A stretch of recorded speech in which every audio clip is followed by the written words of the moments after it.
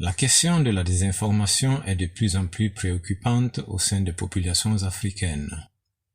C'est le résultat d'un accès à Internet de plus en plus facile ces dernières décennies. Une étude de Medianet Labs menée en 2018 estime que 37,4% de la population africaine était connectée, représentant presque 11% des internautes dans le monde. Sur Facebook ou Instagram, par exemple, les Africains causent, discutent, partagent photos, documents textes, audio et vidéos. Des informations de toute nature parcourent quotidiennement les réseaux sociaux de façon instantanée. Les journalistes n'ont plus le monopole de la diffusion de l'information. Parallèlement, les responsables politiques africains qui jouissaient d'un contrôle quasi total sur les médias traditionnels semblent désorientés face à cet outil qui échappe à leur contrôle.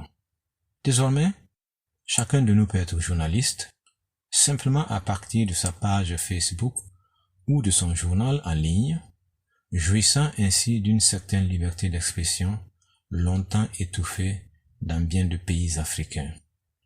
Aujourd'hui, par le biais de ces réseaux, ces responsables sont souvent interpellés sur leurs politiques et déclarations au nom de la démocratie.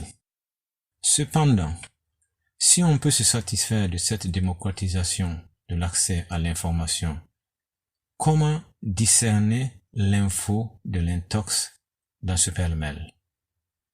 La pandémie du Covid-19, par exemple, est l'objet de nombreuses publications, décrites tout azimut, depuis son avènement jusqu'au stade actuel avec le vaccin. Les uns sensibilisent et font des recommandations, les autres démentent son existence, accusent ou fabriquent des remèdes prêts à consommer, pendant que le citoyen africain ne sait plus où donner de la tête. C'est dans ce contexte de désinformation grandissante que l'organisation indépendante Africa Check voit le jour en juin 2012. Pour cette ONG, il s'agit de s'assurer du mieux possible que l'information vraie soit mise à la disposition du grand public. Elle se donne pour mission de vulgariser des outils de base, des applications qui permettraient aux populations de détecter les fake news qui leur parviennent. Mais cette bonne intention ne va pas de soi.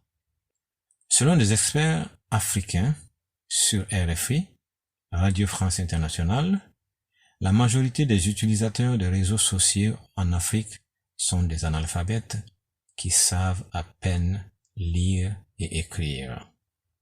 De ce fait, comment garantir cette liberté d'expression tout en développant l'esprit critique chez une population ainsi caractérisée?